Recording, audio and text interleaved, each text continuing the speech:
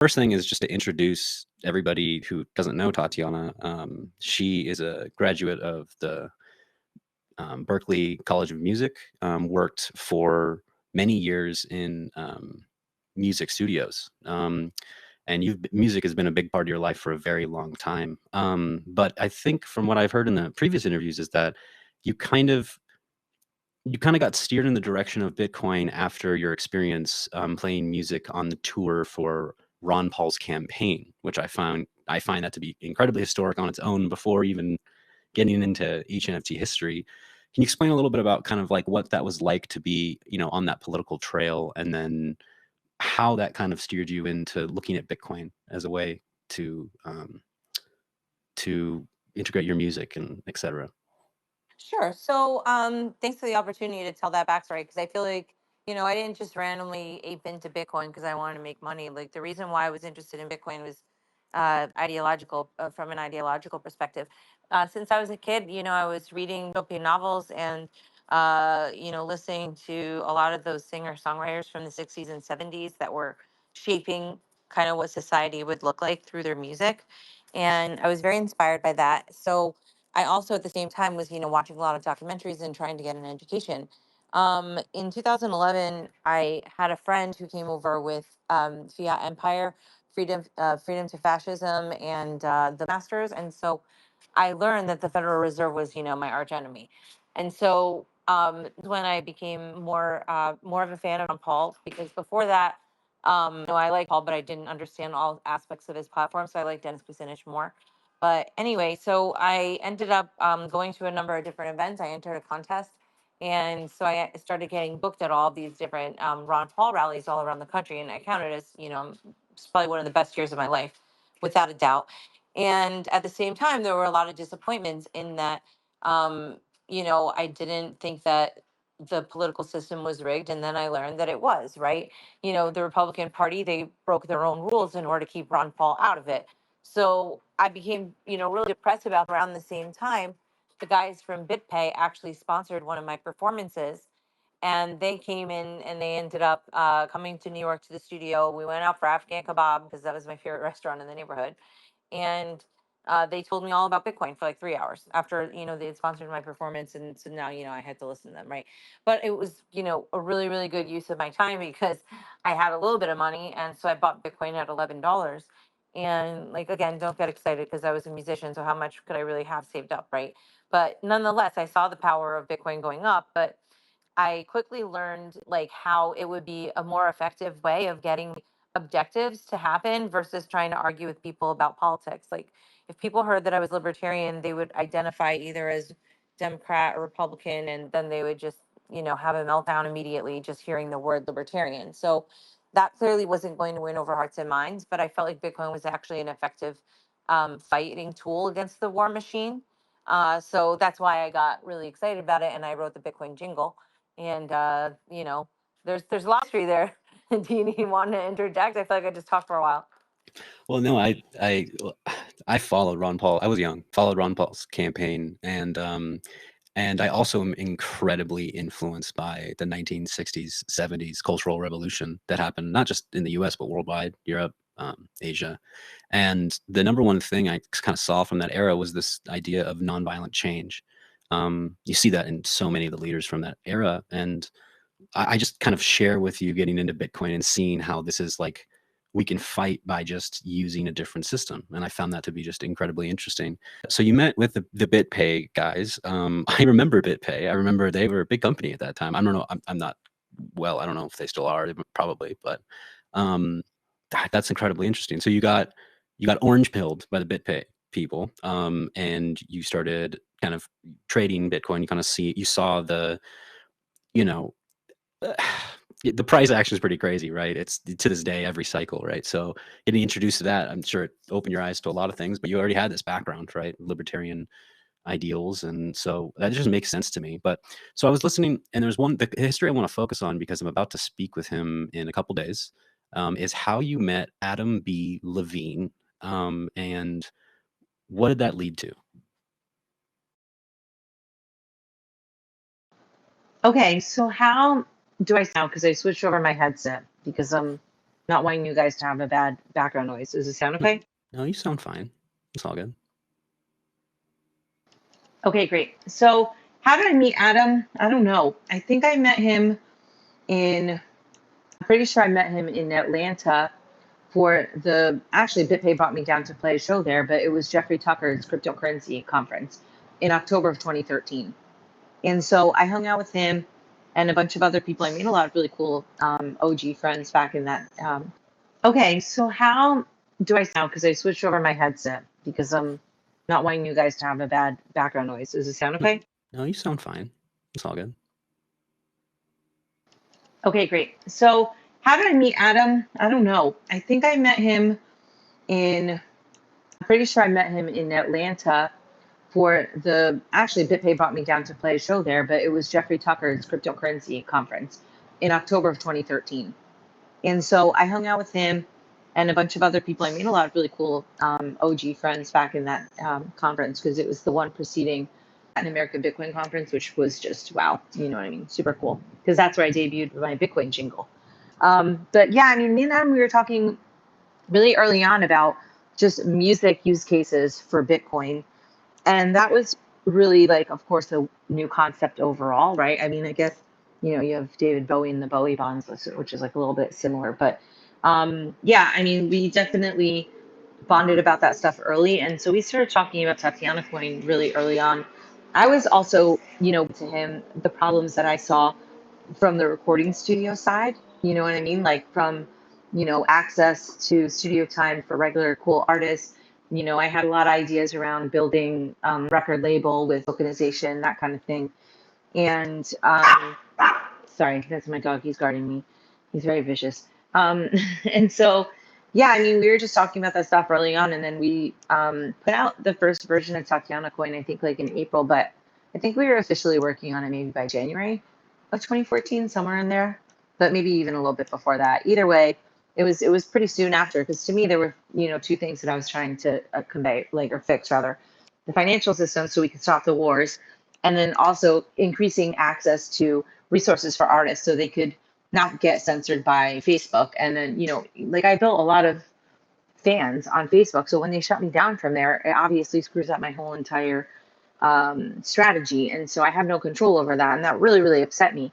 So anything that was able to kind of disrupt the music industry's chokehold is, of course, going to be really appealing, right? So that was like a no-brainer for us. Interesting. You mentioned David Bowie bonds. What is that? Is that some sort of? I've never heard of that before. Oh, really? So David Bowie, oh God, I wish I had, like, I haven't talked about this in such a long time, so I don't remember the details as I used to. But from what I understand, David Bowie, he tokenized some of his music and he turned them into bonds, you know, like stocks and bonds or whatever, things that people would buy, and then they would own a certain portion of his royalties for a certain portion of time. And that's what he sold so he could fund some of his other work. And so it was a bit of a precursor to TatianaCoin. That is really cool. I didn't know that. Yeah, it is super. I was like, all right, like I'll take it. You know, that's all right. That sounds like a really cool lead up. But you know, there's something to be said about that networking of minds, right? That even when people don't know each other, they could be working on similar ideas that all sort of synchronize a little bit later. So, you know, he had something that was done which had a similar underlying concept, but they just didn't have the technology to do what we could do with things like TatianaCoin and other tokens. He had to put it kind of in the centralized bond system and on the, I would assume, the stock exchange and et cetera. Well, that in itself is pretty cool. I think so. Of course. But not as well. It's not like a not as or not, but like they're just different, right? And to have less control over it, or rather to giving anybody else less control over it from that perspective, doing a token would be cooler. But. So at this time, and I remember living through this time, and it's not like it doesn't exist anymore, but censorship was an issue. And if you're on the Ron Paul campaign, I mean, like, and you're playing music, like while traveling on the campaign trail, me and you both know that Ron Paul was very much not talked about, censored. The things he was talking about, they didn't really want to put on live TV. I think he had I think I remember during that, what was it? The Republican debates and stuff, they had him like for 20 seconds compared to like 15 minutes on other people. So So you were definitely concerned about censorship. You were concerned at the time of like making sure that this is known, and you were like the first person that I can tell on Counterparty that tried to publish your work and use that as a fundraiser. So it sounds like you did something similar to what you saw David Bowie do, which is, hey, I can use this system to raise funds for my next album. With TATIANACOIN, dropped in June 2014, or I guess it sounds like you were working on it a little bit before, but you had a Yeah, website. we had like announcement parties and stuff, and then like, excuse me, I don't know why I hiccup. Uh-oh, I hope this isn't a problem. Anyway, You're good. uh-oh. Well, that's like not really good because we're on a Spaces and like it's not supposed to sound like the Sailor Spaces. So anyway, yeah, like I think that we made like a test of the token in like April, and then we did the actual minting in June, if I recall correctly. I have to look back into my records for that because we have like I have a little 3D printed version of it as well, from earlier that, Steve Dack made. We were all goofing around and he had a 3D printer. It was like the first time I had seen 3D printers and they were all the rage. Everybody just had one. It was so cool to have one. So that's something I've learned recently. So you did little physicals for the tokens as well to kind of commemorate. It was very uncommon to do physical. It was new at the time to do even just physical assets connected with, cryptocurrency assets. So that's a lot. What was like the environment like? I mean, I came in, I was aware and got kind of involved with trading and collecting in about late 2016, early 2017, but you were there 2014. What was the environment like? I do remember even when years later, it felt like Bitcoin was this like illegal thing and it was like sketchy and like all of et cetera, et cetera. What was the ecosystem like after meeting Adam B. Levine? He was, doing Let's Talk Bitcoin. What was kind of like the ethos at that time? What was happening around you when you pushed forward to create TatianaCoin? Well, it was super fun. And I got really lucky because, look, tech doesn't turn me on. Like I'm not really interested. In fact, when somebody starts talking about tech, I fall asleep. So I like to do things that I'm good at. And luckily, I had this aversion. I was surrounded by these really, really brilliant minds. And they really helped me understand it. And I think from their perspective, what was it add on for me was that they got to understand like, okay, well, how do we communicate about this with an artist and like get them to understand and also what do artists really want. So it was a really interesting time getting to, bounce ideas off of different people, also going to different conferences and hearing different talks and stuff like that. Having the Let's Talk Bitcoin network itself, because I was helping Adam sell ads with LTV coin. And, just in general, like seeing how the space was kind of, I don't know, the little ecosystem, it kind of functioned, right? And I think that was pretty neat to see it live. I'm sad that didn't kind of continue because it really had a pretty good long tail for a while. Did you ever get any LTV coin before? I think I had Rob Mitchell sent me one coin as like a commemorative, which I think is cool. So I never really got. I always wonder. I looked back because I came in later, and Tokenly and Let's Talk Bitcoin I wasn't a part of that, and so I looked back and I can look at the kind of the archived Let's Talk Bitcoin website, and I was like, what was how like I wasn't aware. Like you have Andreas Antonopoulos on the show. Like what? Like I didn't realize that Counterpart. I mean, it makes sense. He was the back. co-host, and so is Stephanie Murphy. She did an amazing job. Later on, it was Jonathan Mohan. That show was epic.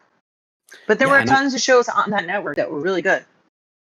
Yeah, it's still overwhelming. I've gone through and listened to a few of them, little snippets here and there, and it's still overwhelming. Like there's still a lot to be found there that I haven't dug deep on yet. So that's why I'm really interested in I wanted that perspective from you because I mean it sounds like you got really, really involved really early. I mean you started going to conferences. It sounds like you were already, traveling for music, right? But the fact that you got involved and then did this experiment and said, hey, I want to raise money for my next album, but you can do it through this Counterparty token, I find incredible. And it's from what I've been told from in the other interviews, you raised what, $30,000 to fund the Keep the Faith album. That's incredible. That's incredible. You think so? Because I think that, so many people, they raise so much more than that. But I mean, it was cool that I did it and it did pay for the album. So that was, it was mission accomplished. No sketchiness required. I mean, you killed so many birds with one stone. Like, hey, I'm going to have my art uncensorable, backed by this token.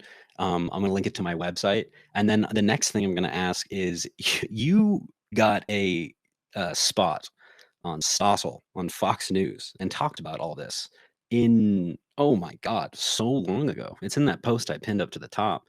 That was a really fun interview. I had a great time doing that for sure. How did that happen? How did that come about? How does one get a spot on the financial Fox News in that era? Well, first of all, you have to remember that I was a huge Stossel fan, right? Like I love John Stossel. I loved him since I was a kid. My mom had his books around, like I was a big fan. So my friend, if I recall this correctly, and God forbid I don't, but whatever, if I don't, someone will forgive me. I think it was my friend Maxim who was working over there. He had a pretty senior position with the show, and Bitcoin was pretty popular, and me and Maxim were friends. And I think that he wanted me to talk about music and Bitcoin. I don't even remember. No, maybe it was just regular Bitcoin because I don't think I showed my music really on the show. I did mention Party. I did get a chance to mention Silk Road at one point, I believe, on that interview, if I got it right.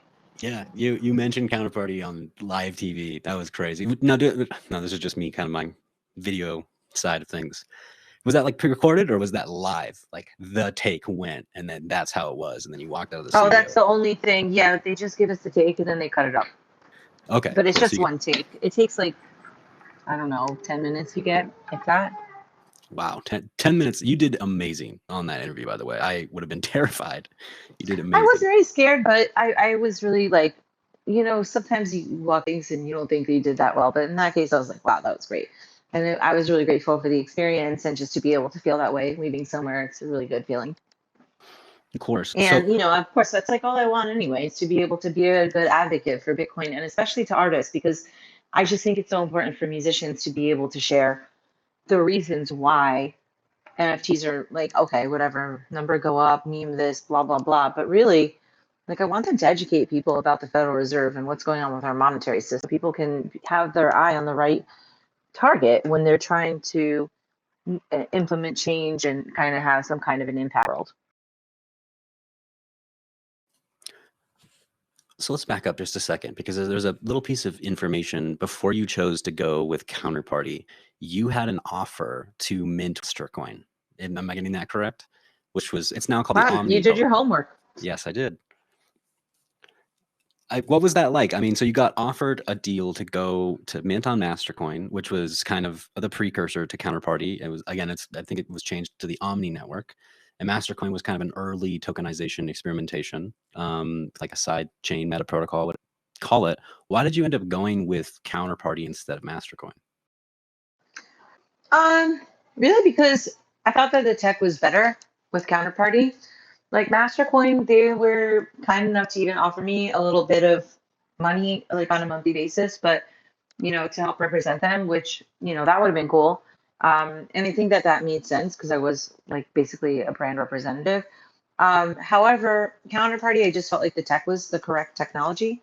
And I think that's really how it's always been with Counterparty, is like the tech has always really been good, even with any challenges that we have. But I think where we fall behind is marketing and kind of people learning about it and kind of getting like the tools done. Getting the tools done is hard for any protocol, right? Like when I did my album, Love Songs for Idiots, which was my fourth album after Keep the Faith. I don't know. I was just looking for solutions. And I still think that while people are all excited about Web3 and NFT this and that, like there aren't that many that are very usable artists that I think are great. And I still miss Tokenly,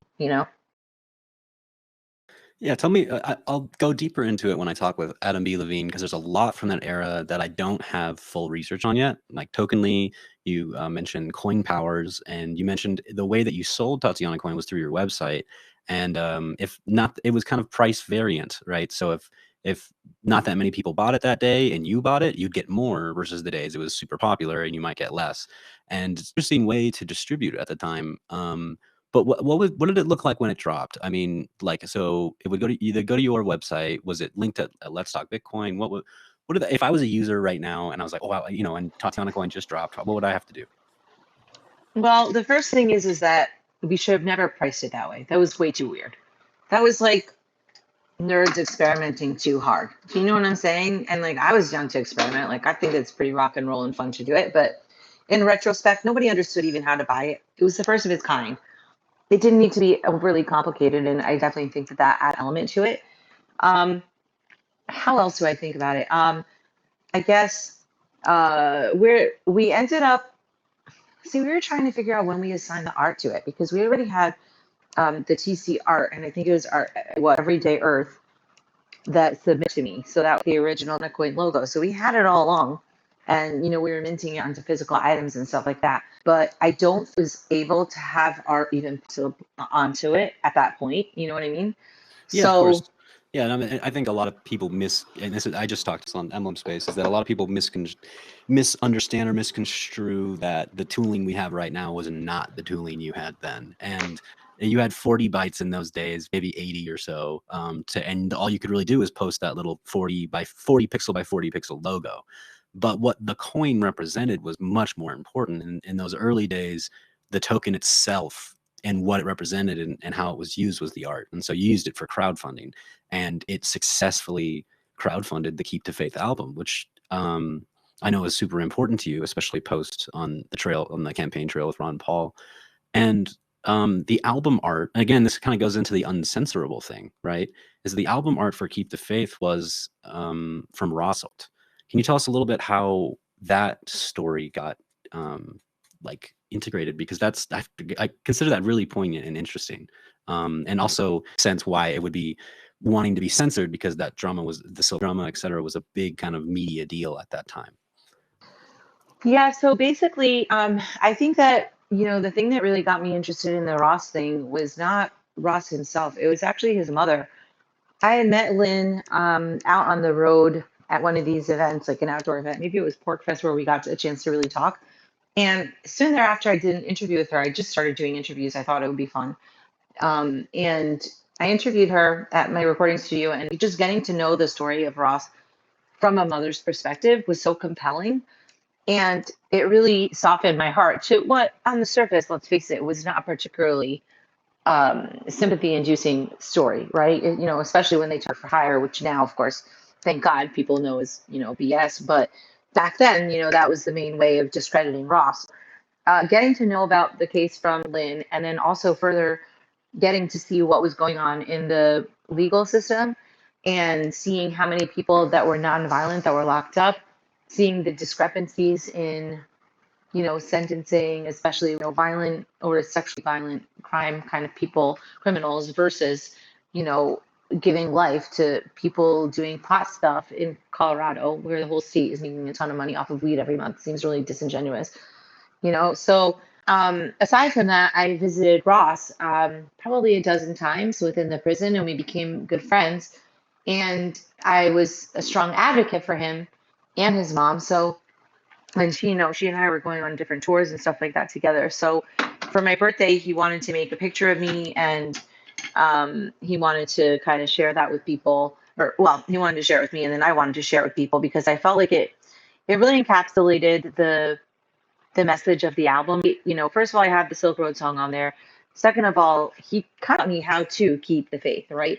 Here was this person who had essentially the harm happen to him, who I believed, and many people believe, started out with very good intentions, and to meet such a harsh fate, it's just, really shocking. And then for him to actually be able to provide comfort to others, and to have a good attitude, and use his time in prison not in despair, and not falling into darkness and bad habits, but instead using it to help other prisoners get their GED, teaching people meditation, doing those like different kinds of courses, trying to participate as much as he can in terms of being helpful to society, given his limited circumstances and given his unlikelihood of ever getting out. So it's interesting to see 10 years or even more years than that later, the hope that we all have that he's going to actually be freed, because there have been so many different people that have put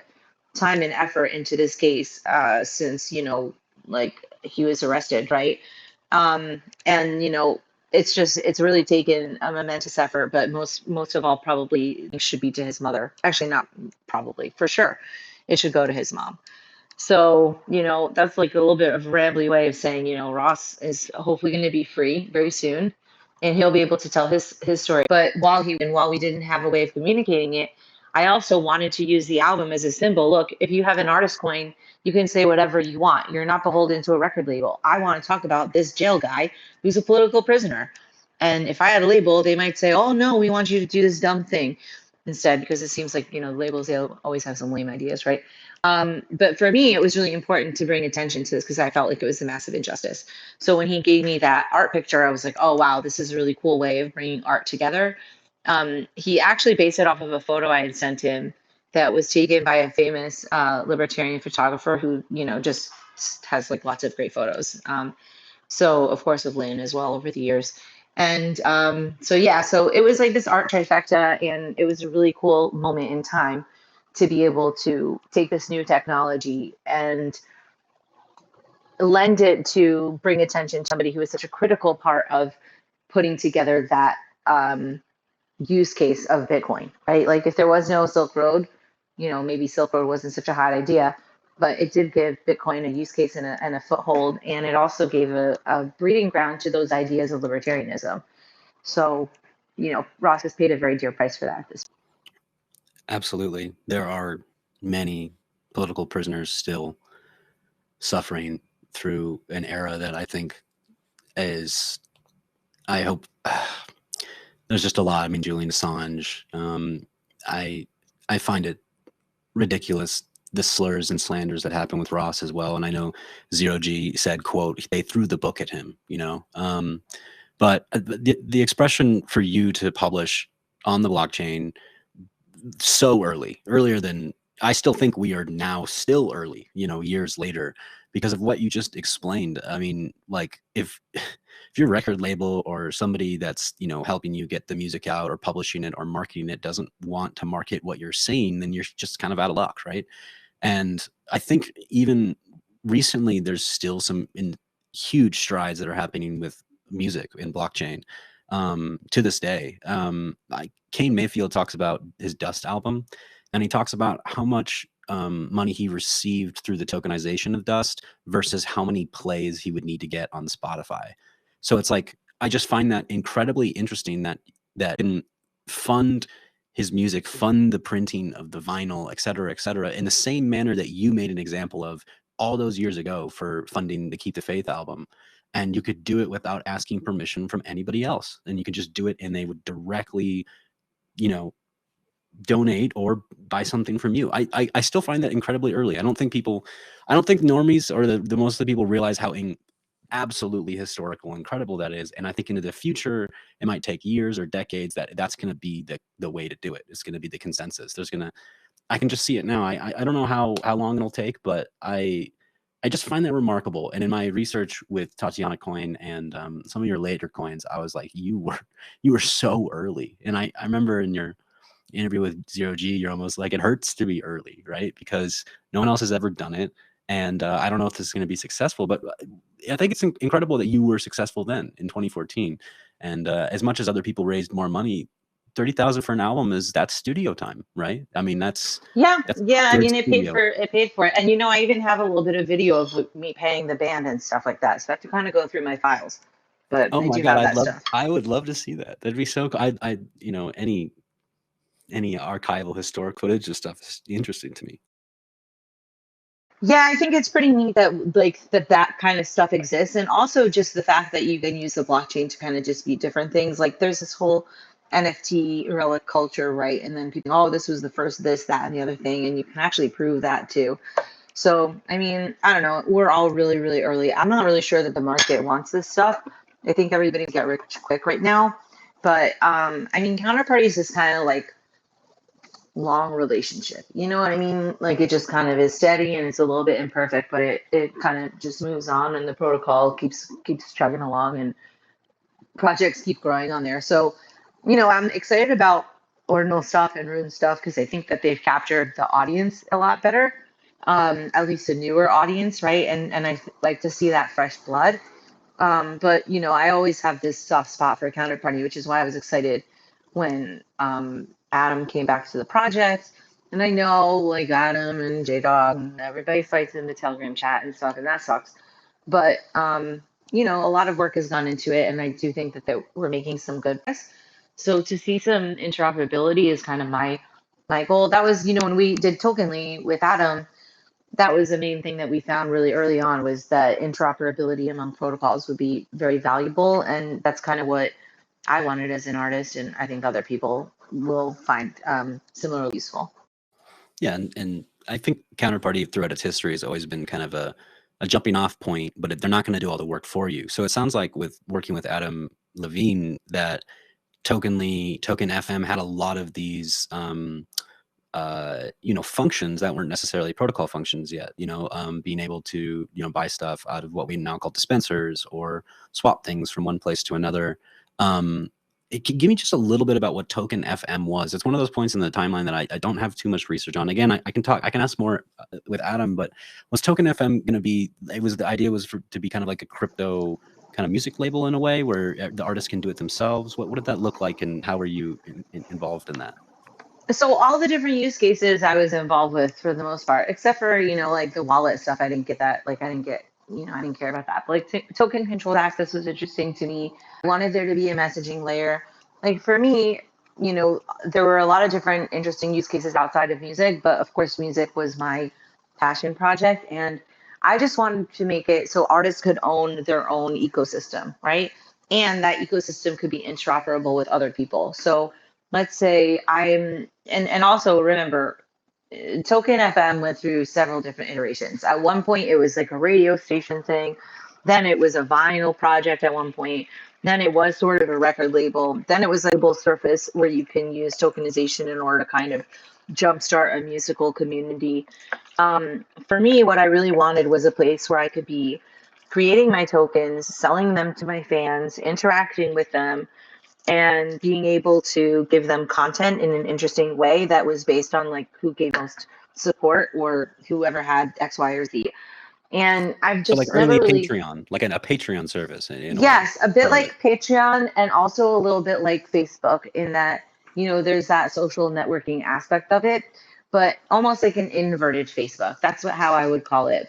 And then on the record label side, what I wanted to see was ways where audiences, instead of investing in a singular artist, they could invest in little mini labels, and then those mini labels could compete against one another, because there's not enough of a volume for us to be competing against one another. Like, what is it going to be, me, Skrilla versus Kane, like three of us? Like, okay, fine, maybe that's an exaggeration. Let's say there's like 500 NFT music artists, 1,000, 10,000, but that's not enough to make like an interesting market, right? But if you were able to do different game shows, or just straight up as a record label, something where people were getting like pooling their funds and then having the ability to impact multiple artists' success, I think that was a really cool business model, right? Because people all want to get involved in the music industry, but the music industry is just like, some randoms telling people what to do and then like hanging out at Diddy parties and stuff with Epstein.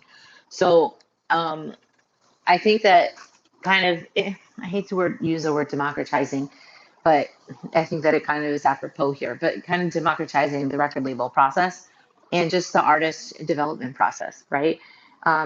I am still hoping at some point to have a recording studio where I can be doing content and sharing that content. And through the sharing of that content, I could be educating people about how the blockchain aspect of it works. What is the token stuff on that other side?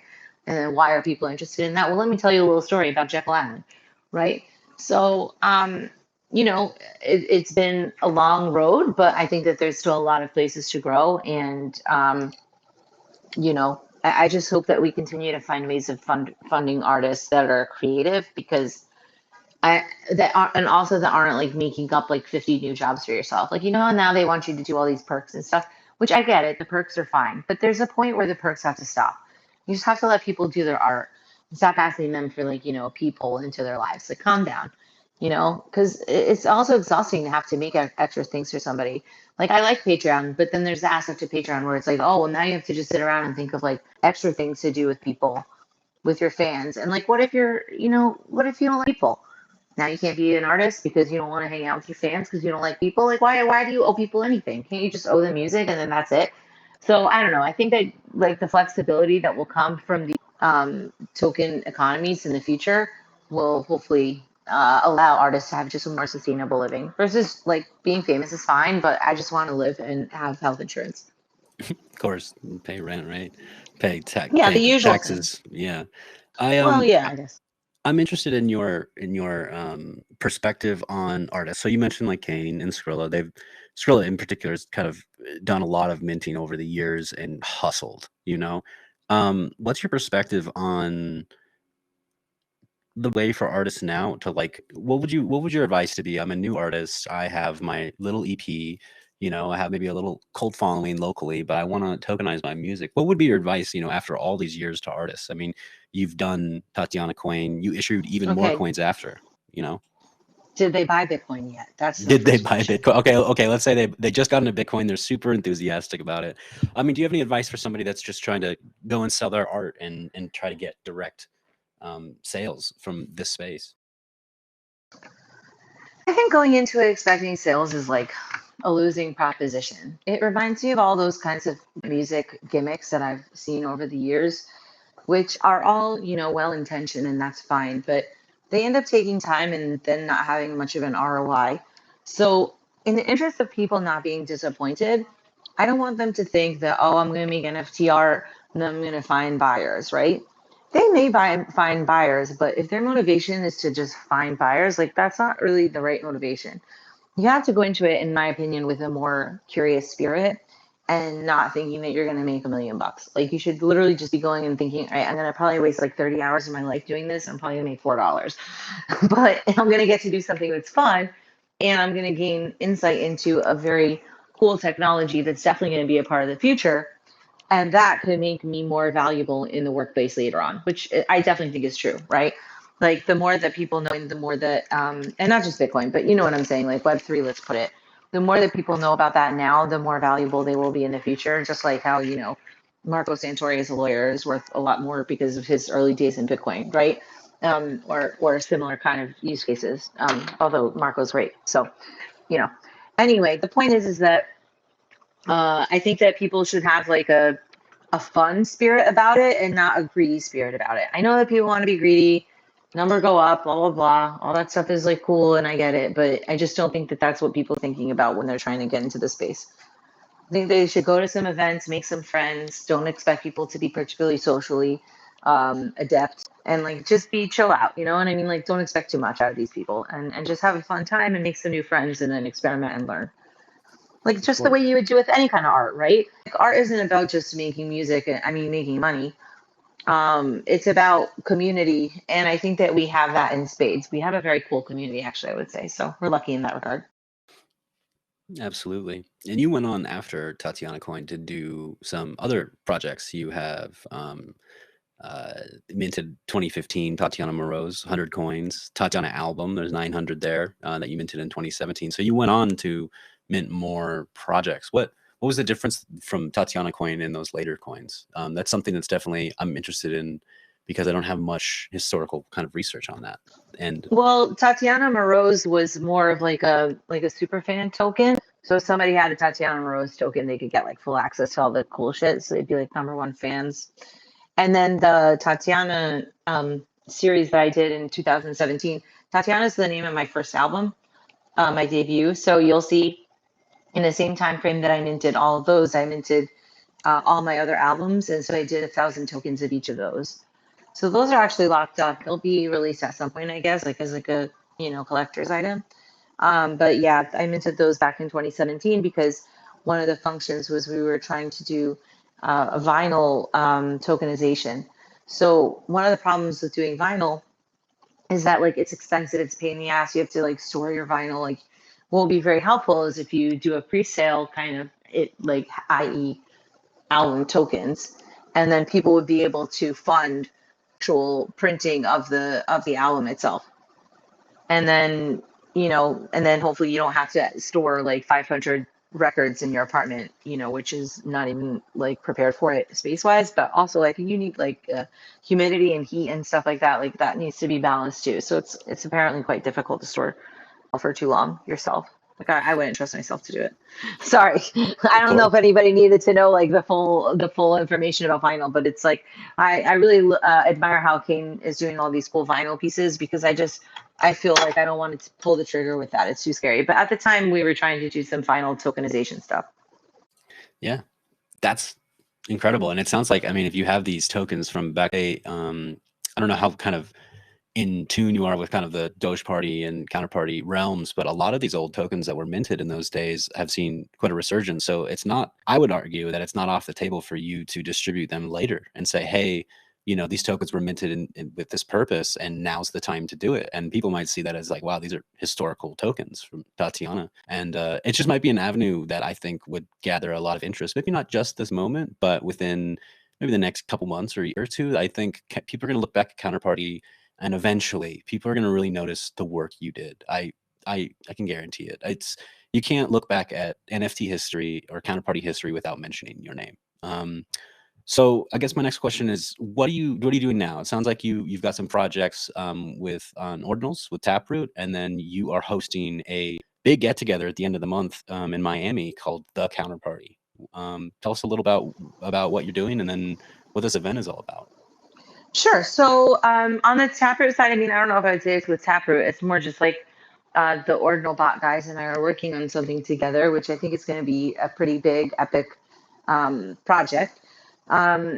So, you know, that's happening. And I guess that my interest in it is I made friends with the Taproot witches, and they are good friends of mine. I'm actually an honorary witch. And so they were the first purchasers of TATIANACOIN in like 10 years. I had some on my wallet and like my free wallet that I had with me.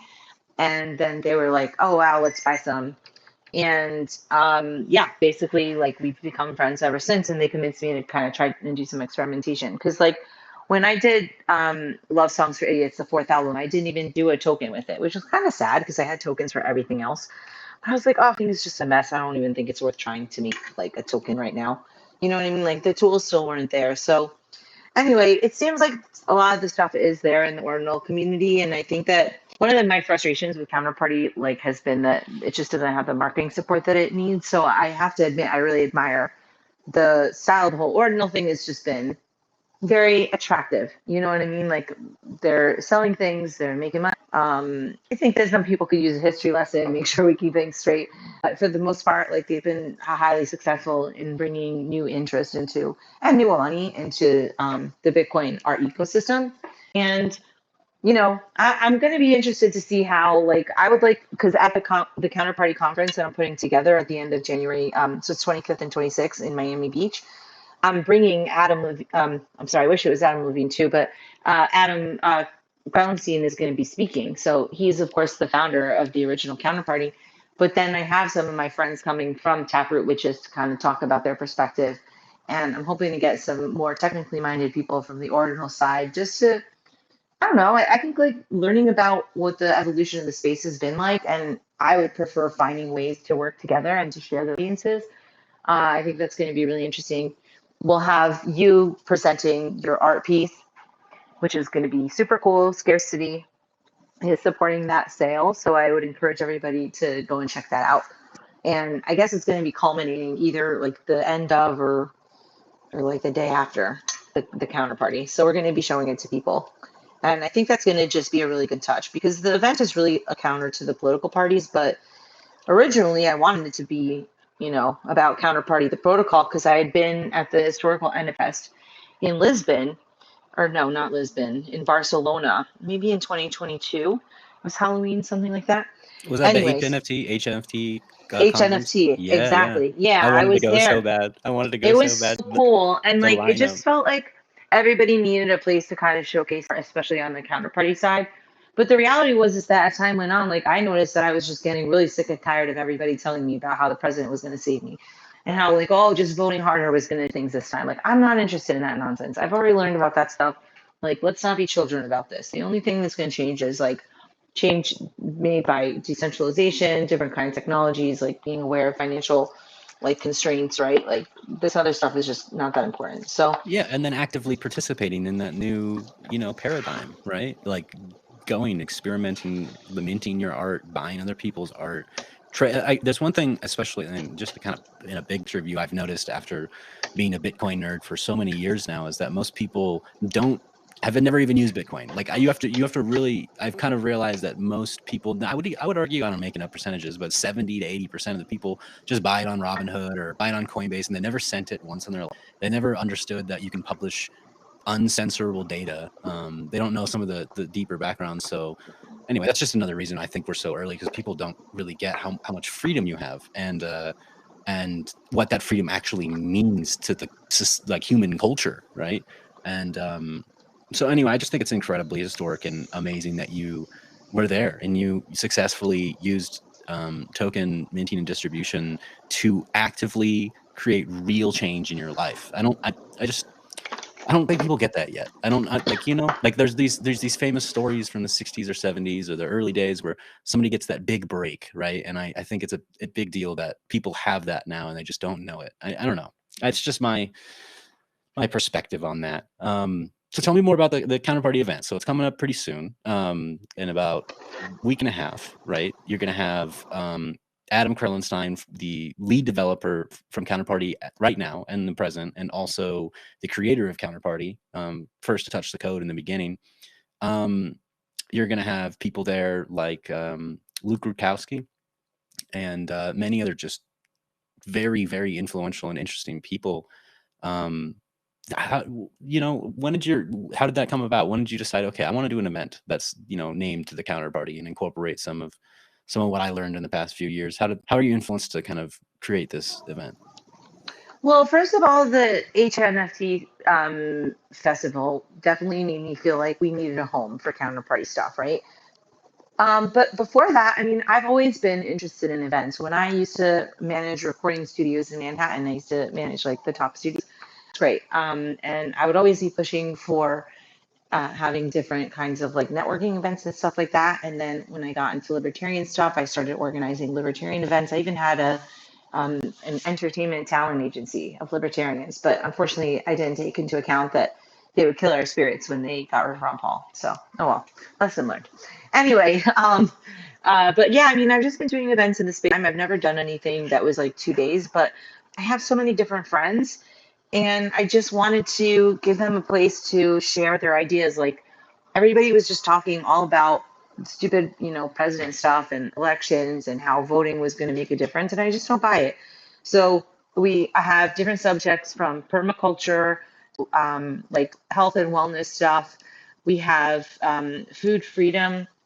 We also have medical freedom things. So Kristen Megan, I think, is going to be one of our great speakers. I don't know. I have so many good speakers. We have a lot of different people from the law community coming in from the Evolve. It's an app where they match you with different kinds of, I guess, you know, like woo-woo tech health practitioners, but more scientific than woo-woo. I'm just kind of calling it that for shorthand. We've got a lot of freedom subjects and also a lot of security. So trying to make people more privacy minded. So we have Xano sponsoring. We've got Pirate Chain sponsoring. We've got the FIO protocol guys coming. I don't know. We've got a lot of different people coming from the NFT and tokenization side. And then we've also kind of got like the practical things to kind of survive. I know my attorney friend Mark Stancy is going to come, and I'm not sure exactly what he's going to be talking about, but we were trying to get something that would be really utilitarian to people, right? Like, for example, one of the worst things is, you know, when you think your contract is going to ensure you certain rights, and then you go down this rabbit hole and you find out that, like, actually you really can't do much. So, I mean, we're going to talk about, but to me, something like that type of thing might be useful. And it's really kind of solutions based. So we'll have, you know, some historical stuff discussed. We're going to be talking about Roger Rivera's Hijacking Bitcoin book and, you know, trying to parse out what that book is true and how does that affect the situation now, and then what things are like political persecution, and, you know, what does that mean for the future of Bitcoiners as well. So I've got a couple historically minded people who I think can talk about it in a respectful way, which I think will be cool. I know that old people who have been in the space for a long time, they don't want to rehash the block size debate, and I understand, but I don't know. I just don't care. Like, there's new people that are interested in it, and I don't think that it should be misrepresented. So I want to give it a chance to breathe, you know? So, and then, a dating show. Like, I'm also doing music and stuff like that. We've got Free Knots. We've got Mr. Darius. He's going to be there, and then like a few different people. But like, we also have a dating kind of angle because we have to outbreed the status. So that's like a priority for me. And you're going to be performing there as well, right? You're going to play. Yeah, of course. Hell yeah. I'm excited for that. Yeah. There's something that I realized it took me a long time, many years to realize this, is that just because I kind of aware of Bitcoin, why it's important, became aware of tokenization, why it's important, how it's changed people's lives, doesn't mean everybody instantly jumps on the train. And I think you probably know that way better than I do, because you've been here a lot longer than I have. But it takes time, right? It takes events like this that you're hosting and other events to really kind of, it's a lot to, when you orange pill someone, it's a lot to kind of take them out of their entire, what they've learned their entire life. And, you know, it's like all they learn is, well, what do you mean? I pay Spotify and that's how I get my music. Or what do you mean? I put money into the bank and it's a dollar amount savings. You know, it's really difficult to like bring them out of that whole worldview. So I think it's going to take time, you know, for this Well, to don't really. you feel like people are awake? I mean, come on, man. Yes. After COVID, people should be a little bit less like closed-minded. And if they're still closed-minded, look, man, you can't save them all. Yeah. I And in mean, my not literally. Like, you want to try and save them, but like seriously, if people can't figure it out yet, I think that, you know, we're running out of time for people who are slow learners. So I don't know. I mean, nature is like, people ask you about Bitcoin and then they ask you about it, you know, at the wrong time. And then when it's going high, they're like, oh, should I buy it now? It's like, why didn't you buy it before when I told you to do it when it was lower? And then, you know, there's just all these bad decisions that people make around it. I mean, I don't know. That's why I think the principles are so important. Of course. Yeah. Yeah, it's a war. It's a big information war. It's difficult to fight. And it's also, man, yeah, I've been, oh my God, I thought it was so funny in the interview that, when you were early days, when you're going around, you know, talking about Counterparty, talking about Bitcoin, you said the quote, I laughed out loud when you said it, and you said Counterparty Cinderella. And it was this, I thought that was so funny because, you know, the whole like Cinderella story of waiting for the time, you know. And Oh, really? I don't even yeah, remember when I said this. it was hilarious to me. I find that interesting, but I kind of connect with that because I just don't get why people are eventually going to look back at this early experimentation eventually, and they're going to see, wow, Tatiana was successful in doing in 2014. Maybe I should try it. Maybe I should look into it to be interested, because the more adoption you get is this more success stories. I mean, have you been keeping up with Violetta and her ordinal sale? It was something like $60,000. That it's just more stories like No, that. but I thought that it was a full Bitcoin, actually. Yeah, I think it was full Bitcoin when it was around 50,000 or whatever. So it was like, or a little bit. It was around there. So whatever it was incredible. Still pretty right? impressive. Amazing. Right? That's. Hope she held on to it. Me too. Knowing, yeah, knowing artists. Man, I don't want to go on too much of a tangent, but in the early days of Rare Pepe, artists in Rare Pepe from Venezuela, that them just getting 30, 50, $100 for like sales of their cards changed their life because of the way that the Venezuelan currency was going down the drain at the time. And them just being aware of how to use Bitcoin changed their standard of living. Anyway, I just don't. Eventually, people are going to look back and look at these success stories and go, "Wow, that was incredible." And I'm just, here to try to help and try to make sure that anybody that's new into this place we call the, Bitcoin ecosystem, counterparty ecosystem, tokenization, are aware of what happened in the past. And so, I mean, yeah, that's a significant amount of what I wanted to talk about. You taught me some new things I hadn't learned as well. So that's awesome. So I just thank you so much for taking the time to speak about this. I'm super excited for the event. And if there's anything else you'd like to mention beforehand, I'm just really happy we got to have this conversation. Well, I'm happy that we got to have it, and I'm also very honored that you're going to be sharing your work at my first 2-day conference, the Counterparty. Before we go, let me just really quick read through some of the people. So we've got me, Luke Radowski, Carrie Wedler, Kristen Megan, Adam Perlenstein, Michael Benz, Wayne from FIO, Aaron Day from the Brownstone Institute, Taproot Witches, Teresa and Nate from there, Sheldon Dierk from the Omnity Network. We've got Kenny representing the Free Ross Now token, which is still on a project, but we'll let it slide. No, I'm just kidding. We've got Douglas Truman, who's a Monerotopia guy, which I thought that was actually a really impactful conference for me. So I got a lot of people from there. I've got Paul Quay coming from Edge, Nick Spanos, Amy from Pirate Chain. I don't know, Frank Trezza, he's like a hacking guy. Dan Berman's going to be talking about taxation is theft stuff, which I really like. My BitBasel friends, we got G Money from the Bitcoin community. We've got crypto real estate. We've got Josh from web. We've got some like hypnosis, psychotherapy stuff, nourishment stuff. I don't know. We just got like a ton of different people here. So I think we've got over 40 speakers, and we've got a couple more tech ones recently too. So yeah, I mean, things are moving along. I'm excited to have you there. I'm going to try and get you as big of a screen as I can. And yeah, that's it. Well, beautiful. I hope we can maybe do an interview again in the future, especially after the event, just getting an idea of how it went. And I'm excited. I'll see you there. Yeah, I'll definitely be sharing this around. And whenever I see you posting about your campaign, I'm going to be telling people about it, because it really, you've done a service for all of us. Otherwise, without people to historically document and to care, then it's almost like it didn't happen. So, it's really important what you've done. And I look forward to supporting you getting as much exposure for it as possible. Hell yeah. Well, thanks. And thanks for everyone that's hanging out, Pork Chop, Michael, and anybody that's listening to the recording. I hope you learned something a little extra. Today is my drop for a token called TIMELINEXCP, which is going to drop on Scarce City. It is part of the fake rare collection. And if you have questions about what any of that means, you're going to love the answers when you find them. But again, Tatiana, thanks so much for talking, and I'm going to call it at that. Wish you the best rest of your day, and thanks again. Thanks. Talk to everyone soon. See you soon. Bye.